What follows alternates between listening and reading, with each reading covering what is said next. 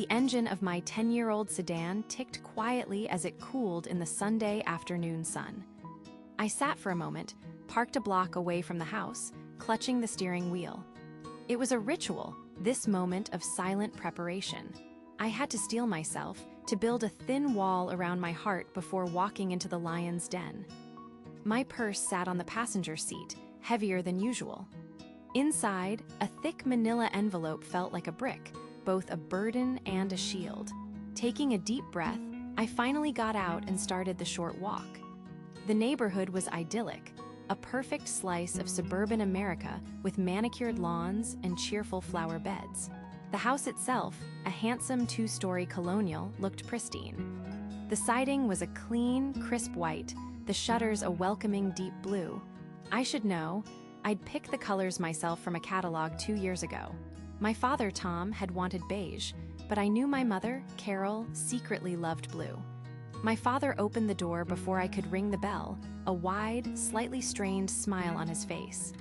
"Amy, you made it. Come on in, your mother's just taking the chicken out of the oven." His warmth was a thin blanket over the tension I always felt here. As I stepped inside, the familiar scent of rosemary and roasted potatoes filled the air. A smell that should have been comforting, but only served as the overture to the weekly drama. My mother emerged from the kitchen, wiping her hands on her apron. Her smile was a mirror of my father's, wide, but not quite reaching her eyes. "Amelia, you managed to find the time for us," she said. It wasn't a question. It was the opening salvo. "Hi, Mom," I said, forcing a cheerful tone. "Smells amazing." My brother Mark and his wife, Sarah, were already at the dining table with their 2 kids. Mark, the golden child, a successful lawyer with a perfect family, gave me a lazy wave. "Hey, sis. Cutting it a little close, huh?" I ignored him and gave Sarah a genuine smile, which she returned. She was the only one who seemed to see the tightrope I walked during these gatherings. We all sat down, the clatter of silverware filling the initial silence as my father carved the chicken. My plate was filled, a generous portion of everything. For a few minutes, there was peace. And then, as I took my first bite of mashed potatoes, my mother cleared her throat. "It's good to see you enjoying a home-cooked meal, Amelia," she began, her voice deceptively sweet. Everyone paused. I could feel 4 sets of adult eyes on me. "After all," she continued, a sly grin spreading across her face, "you only show up to eat." The words hung in the air, sharp and heavy. My father looked down at his plate. Mark smirked. My fork stopped halfway to my mouth, the food suddenly tasteless. The familiar burn of humiliation crept up my neck, but this time, something else mixed with it, a cold, hard resolve. I thought of the envelope in my purse, and for the first time, its weight felt less like a burden and more like a weapon. The clatter of cutlery on porcelain ceased. The scent of roasted chicken and rosemary hung heavy in the sudden, thick silence. Amelia didn't flinch, she didn't cry. Instead, she slowly placed her fork and knife beside her plate, the silver making a soft clink against the ceramic. She folded her hands in her lap, took a slow, measured breath, and lifted her gaze to meet her mother's. "Is that really what you think of me, Mom?" Amelia's voice was unnervingly calm, devoid of the hurt Carol expected. It was a simple question, but it landed with the weight of an anvil, disrupting the familiar rhythm of their toxic dance. Carol's perfectly painted lips thinned. This wasn't the reaction she was used to. She expected tears, a defensive retort, a storming out. This quiet composure was a challenge. "Well, what else are we supposed to think, Amelia? Mark helps your father with the yard, he's here every week. You grace us with your presence when there's a free meal." Mark smirked, leaning back in his chair. "She's got a point, Ames. We barely see you." Amelia's gaze didn't waver from her mother. "I have a job, a demanding one." "Oh, right, your little computer thing." Carol waved a dismissive hand, the gesture dripping with disdain. "Tapping on a keyboard all day. It can't be that hard. Not like real work. Not like the sacrifices your father and I made." The air crackled. Amelia felt the familiar burn behind her eyes, but she pushed it down. She wouldn't give them the satisfaction. "Excuse me," she said, her voice still steady as she pushed her chair back and stood up. She walked not towards the front door, but towards the sliding glass door that led to the back deck. The cool autumn air of the Chicago suburb was a welcome relief. She leaned against the railing, looking out at the perfectly manicured lawn her father obsessed over. A moment later, the door slid open and shut behind her. It was Sarah, Mark's wife, holding 2 glasses of water. "I'm sorry," Sarah said softly, handing one to Amelia. She shouldn't have said that. Amelia gave a weak, grateful smile. "It's the Sunday special. Why do you put up with it?" Sarah asked, her expression genuinely curious. "I know your job is more than just tapping on a keyboard. You're successful. You don't need this." A heavy sigh escaped Amelia. She looked at the house, the neat brick, the new windows, the roof that had been replaced 3 years ago. "Because they would have lost it," she said, her voice barely a whisper. 5 years ago, Dad's business went under. They were months from foreclosure. They were too proud to tell anyone, especially Mark. So, I took my savings, the money from that little computer thing, and I bought it. Through a lawyer, an LLC. They think they're paying rent to some faceless company, but they're paying me, and I just put it into a trust for them." Sarah's eyes widened in shock, her hand coming to her mouth. "Amelia, they have no idea?" "None," Amelia confirmed, her hand unconsciously going to her purse sitting on a nearby deck chair. "They have no idea that the freeloader they mock every Sunday is the only reason they still have a roof over their heads." She took a sip of water, the cold liquid doing little to douse the fire in her chest. The decision was made. It wasn't about revenge anymore. It was about truth. When Amelia and Sarah stepped back into the dining room, the silence was a physical presence, thick and suffocating. The remnants of the meal sat half-eaten on the plates, a testament to the interrupted tension. Mark shot Amelia a look of pure condescension, shaking his head as if disappointed in her childishness. Her father, Tom, was intently studying a spot on the tablecloth, refusing to meet anyone's eyes. But it was her mother's gaze that held all the power, sharp, accusatory, and seething with a sense of challenged authority. Amelia sat down, her posture no longer slumped in defeat but ramrod straight. Sarah took her seat beside her, a silent, grounding presence that Amelia drew strength from. The small act of solidarity did not go unnoticed by Carol.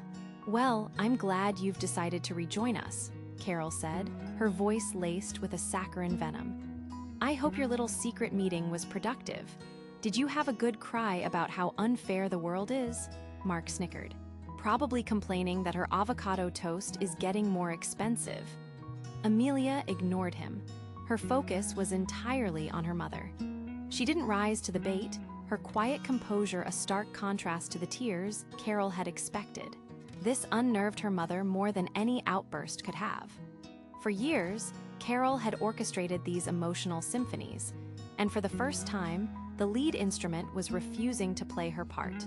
Feeling her control slip, Carol went for the final, most wounding blow she could conjure. She gestured around the room with a sweeping, proprietary air. "You know, I look at Mark, I see a man who is building a life, providing for his family. He understands responsibility. He contributes," she said, her voice rising in a crescendo of indignation. "Then I look at you. You float through life. You come into this house, the house your father and I bled for, with this arrogant attitude, acting like you're better than us. But what do you actually contribute, Amelia? Nothing. You just take. You show up for a free meal in a home you've done nothing to earn and offer nothing in return." The final words hung in the air, heavy and poisonous. This was the culmination of every biting comment, every dismissive gesture, every single moment Amelia had been made to feel small and worthless in the place that was supposed to be her sanctuary. Something inside her didn't break, it solidified. The wavering uncertainty was gone, replaced by a cold, hard clarity. Slowly, deliberately, Amelia pushed her chair back. The sound of the wood scraping against the floor was unnaturally loud in the charged silence. Every eye was on her. "You want to talk about contributions, Mom?" Amelia's voice was low, devoid of emotion, yet it commanded the entire room. "You want to talk about this house?" Without another word, She turned and walked to the entryway where her purse sat on a small table. Her movements were calm, almost serene. The family watched, a mixture of confusion and apprehension on their faces. She unzipped her purse, retrieved the thick manila folder, and walked back to the dining table. She stopped beside her mother's chair. Carol stared up at her, her face a mask of defiant bewilderment. Amelia didn't say a word. She simply placed the folder on the polished wood surface and slid it across until it rested directly in front of her mother. The deed. Then, she turned and walked away. She didn't look at Sarah's shocked but supportive expression, Mark's sputtering confusion, or her father's ashen face. She walked straight to the front door, opened it, and stepped out into the crisp afternoon air, the satisfying click of the lock sealing the moment behind her. The sound of the front door clicking shut was unnervingly loud in the sudden, cavernous silence of the dining room. For a long moment, no one moved. The tantalizing aroma of the roast beef was now a sickly scent hanging in the air. All eyes were fixed on the simple manila folder lying on the polished oak table, an alien object dropped into their familiar world. It was Carol who broke the trance. A short, sharp laugh escaped her lips, brittle and forced. "Well, the drama never ends with her, does it?" she said, waving a dismissive hand towards the folder. "What is that, some kind of prank? A printout from the internet to scare us?" She looked to her husband for support, but Tom wouldn't meet her gaze. He was staring at the folder as if it were a coiled snake, his face ashen, his hands trembling slightly where they rested on the table. "Mom, what's going on?" Mark asked, his voice laced with confusion. He looked from his mother's strained bravado to his father's obvious distress. "Dad, say something." Tom just shook his head slowly, a single, defeated motion. That was all the confirmation Sarah needed. With a quiet grace that contrasted sharply with the jagged tension in the room, she reached across the table. Her fingers brushed the folder, and Carol flinched as if it were red hot. "Don't touch that," Carol snapped, her voice rising in pitch. "It's just more of her nonsense." Sarah ignored her. She slid the folder towards her and opened it. Her eyes scanned the top page, a dense document filled with legal jargon. She didn't need to read it all. The key information was printed in clear, bold type. Her gaze lifted, meeting Mark's, then Tom's, before finally settling on her mother-in-law. "It's a grant deed," Sarah said, her voice steady and clear, cutting through Carol's denial. "Recorded with the Clark County Recorder's Office." She paused, letting the weight of the official words sink in. "The grantee, the owner of this property, is Amelia Hayes. The purchase date was April 14th, 3 years ago." The air left the room. Mark's jaw went slack, his eyes wide with disbelief. He looked at the house around him, the walls he grew up in, the backyard where he played, and saw it all through a new, bewildering lens. All this time, they had been living in Amelia's house. Carol's face crumpled. The mask of indignant anger dissolved, replaced by a raw, gaping shock. Her mouth opened and closed, but no sound came out. The foundation of her authority, the very ground she stood on, had just been ripped out from under her. She wasn't the matriarch of the family home, she was a tenant. Tom finally let out a long, shuddering breath, the sound of a man who had been holding it for years. He sank back into his chair, covering his face with his hands. "I told her," he mumbled, his voice thick with shame. "I told her we couldn't afford it, that we were going to lose everything." The confession, meant for himself, echoed like a verdict in the silent room, cementing the devastating truth. Amelia's hands trembled on the steering wheel, a stark contrast to the cold resolve that had guided her out of the house. She drove without a destination, the neat suburban streets of her childhood blurring into a watercolor of manicured lawns and identical mailboxes. Each turn was an automatic muscle memory movement, her mind a chaotic storm of replays. The thud of the folder on the polished wood, the collective gasp, the frozen shock on her mother's face. She finally pulled into the gravel lot of a small community park, the same one where her father had taught her to ride a bike decades ago. The irony was a bitter pill. The crisp autumn air did little to cool the fire in her cheeks. She got out of the car and walked towards an empty bench overlooking a quiet duck pond. The world felt muted, distant. A wave of liberating lightness washed over her first. The immense, suffocating weight of her secret was finally gone. For 3 years, she had carried it, a silent burden that had shaped every interaction, every stilted conversation. But the relief was quickly chased by a gnawing anxiety. What had she just done? She hadn't just revealed a secret. She had detonated a bomb in the center of her family. She imagined the scene back at the house. The shouting, the accusations, her mother's rage, her father's shame, Mark's confusion.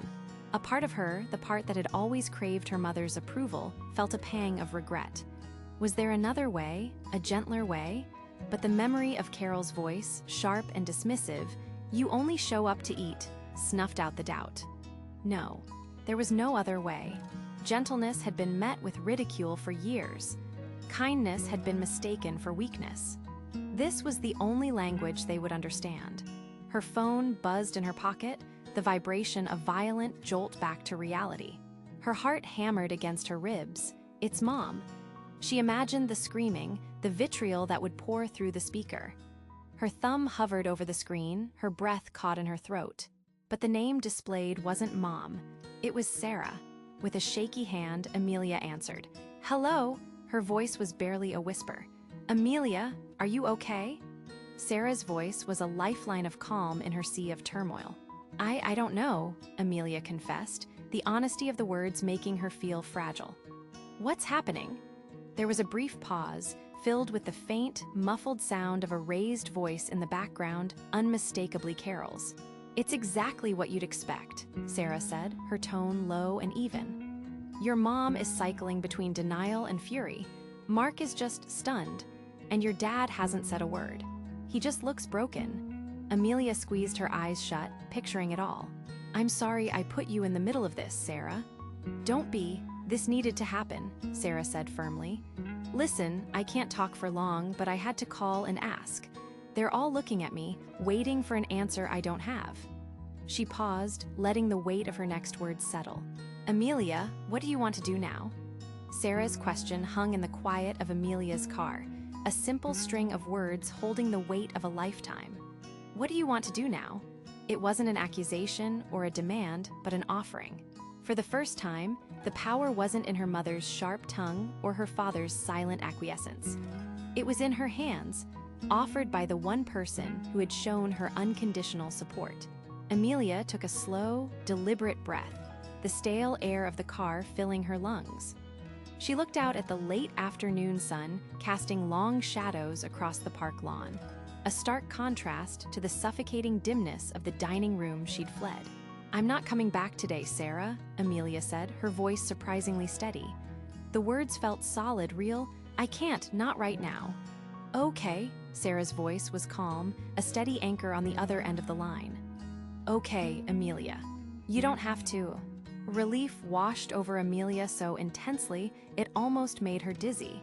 Just having that decision validated was a revelation. "It's not about kicking them out," she continued, thinking aloud as much as she was speaking to Sarah. "This was never about revenge. It's the way she talks to me, the way they all just let her, for years, in my own house." The last 3 words came out with a quiet bitterness that surprised even herself. "I bought that house so they wouldn't be homeless, and I became a guest who was only welcome if I kept my mouth shut and took the insults." "I know," Sarah said softly. "I've seen it. What do you want me to tell them?" Amelia closed her eyes, picturing the scene. Her mother's stunned face, her father's shame, Mark's confusion. She felt a pang of something, not pity, but a deep, aching sadness for the brokenness of it all. "Tell them they can stay, for now, but things have to change.